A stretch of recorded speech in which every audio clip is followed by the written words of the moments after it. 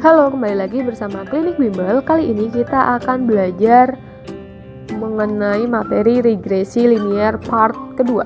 Jadi, kemarin di video sebelumnya kita sudah belajar tentang residu kuadrat dan jumlah residu kuadrat ya. Nah, sekarang kita mulai dari persamaan garis regresi yang sering dituliskan dalam bentuk umum seperti ini. Jadi ini adalah persamaan garis regresi. Kemudian cara membacanya yaitu regresi Y atas X, di mana Y topi itu adalah nilai variabel dependen yang diprediksi, X-nya nilai variabel independen, A-nya itu titik potong sumbu Y, dan B-nya gradien garis regresi. Nah, jadi yang perlu kita cari itu adalah nilai A dan B, kemudian nilai-nilai tersebut akan disubstitusikan ke dalam persamaan regresi di atas.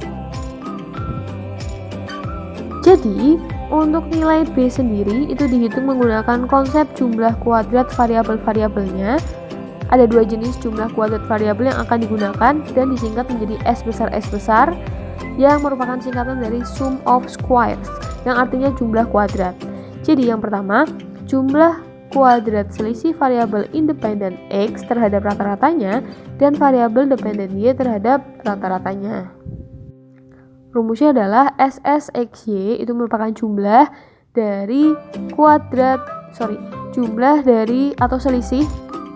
jumlah selisih ya maksudnya ya. Jadi hitung dulu selisih variabel X-nya dengan rata-rata, X bar itu rata-rata, kemudian Y-nya juga dikurangi dengan rata-rata lalu dijumlahkan, atau bisa menggunakan rumus jumlah dari XY sama dengan jumlah dari XY dikurangi jumlah X, jumlah Y dibagi N-nya atau jumlah datanya.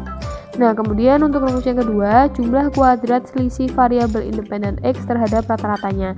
Nah, tadi SSXY ya, yang ini sekarang SSXX. Nah, rumusnya seperti ini. Ingat, jika nilai SSXY dan SSXX berdiri sendiri masing-masing, maka mereka tidak bermakna apa-apa. Jadi hanya perhitungan sementara yang digunakan untuk proses perhitungan berikutnya. Nah, tadi ingat kita kan perlu mencari nilai A sama nilai B ya. Jadi untuk mencari nilai B dapat dihitung menggunakan kedua jenis jumlah kuadrat di atas. Kurang lebih seperti ini. Tahap berikutnya kita perlu mencari A. Untuk mencari A, kita perlu mengetahui bahwa salah satu karakteristik garis regresi yang memenuhi syarat metode kuadrat terkecil adalah titik rata-ratanya selalu dilalui garis regresi.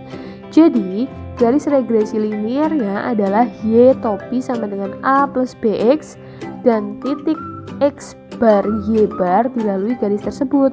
Maka disubstitusikan menjadi Y topinya diganti dengan Y bar, X-nya diganti dengan X bar, sehingga nanti punya rumus A sama dengan Y bar dikurangi BX bar. Nah, jadi untuk mencari nilai A, kalian perlu mencari X bar, nilai Y bar, dan B terlebih dahulu. Selanjutnya, setelah mendapatkan nilai A dan B, substitusikan nilai tersebut ke dalam persamaan regresi linear, sehingga nanti akan didapatkan persamaan garis regresinya. Kita coba latihannya. Jadi di sini ada 12 siswa SMA, rata-rata waktu yang digunakan per hari dalam menggunakan media sosial. Yang pertama ini waktunya, yang atas, kemudian bawahnya itu adalah nilai. Nilai itu maksudnya nilai mereka ya, jadi nilai pelajarannya. Jadi ada hubungan waktu sama nilai. Yang pertama kita gambarkan diagram pencar dulu. Kemudian yang kedua, diagram pencarnya memberikan indikasi bahwa ada hubungan linier antara rata-rata waktu untuk media sosial dan internet dengan nilai. Lalu tentukan persamaan garis regresinya, hitung X bar Y bar, SSXY, SSXX, hitung nilai B, gradien garis regresi menggunakan hasil dari A dan B, disuruh hitung nilai A, lalu ditentukan persamaan garis regresinya. Oke, sementara 1-3 dulu ya. Jadi dari data di atas tadi kita sudah bisa menggambarkan diagram pencarnya nih kayak gini. Terus terdapat hubungan secara linear ya, karena dia memiliki tren itu adalah arah. Jadi enggak yang titik-titik acak tuh enggak, tapi kalau dari sini bisa kalian lihat seperti ini kurang lebihnya. Oke, kemudian kita disuruh mencari X bar. Untuk mencari X bar kan rata-rata ya, kita lihat yang ada di sumbu X, yaitu variabel waktu. Jadi kalian jumlahkan waktunya, kemudian kalian bagi dengan jumlah data, nanti akan dapat X barnya. Lalu misalkan gini, 4,4 ditambah 6,2 ditambah 4,2 dan seterusnya, dibagi jumlah datanya yaitu 12, nanti akan didapatkan X barnya itu sebesar 3,93. Yang Y bar juga sama, kalian jumlahkan waktunya, kalian jumlahkan nilainya 81 tambah 55 tambah dan seterusnya, kalian bagi 12, nanti akan didapatkan Y barnya sebesar 74,3.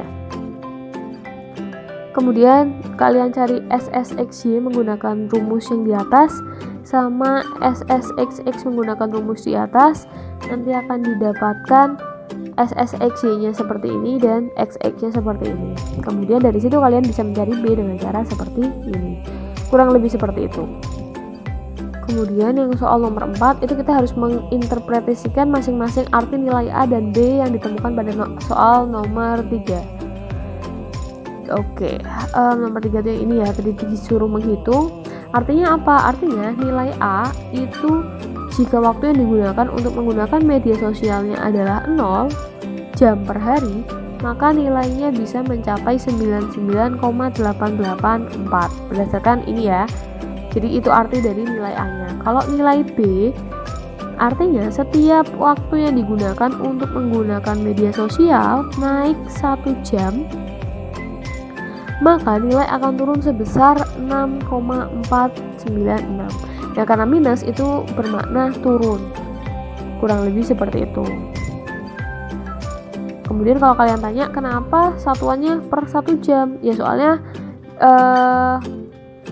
di info awalnya itu durasinya adalah per jam. Ya, makanya di sini diinfokan bahwa setiap naik 1 jam. Sementara itu dulu, nanti kita akan bahas di video setelahnya itu tentang latihan soal regresi linear yang lebih jelas ya. Kalau ini kan belum ada perhitungannya, nah nanti kita akan coba membuat yang detailnya.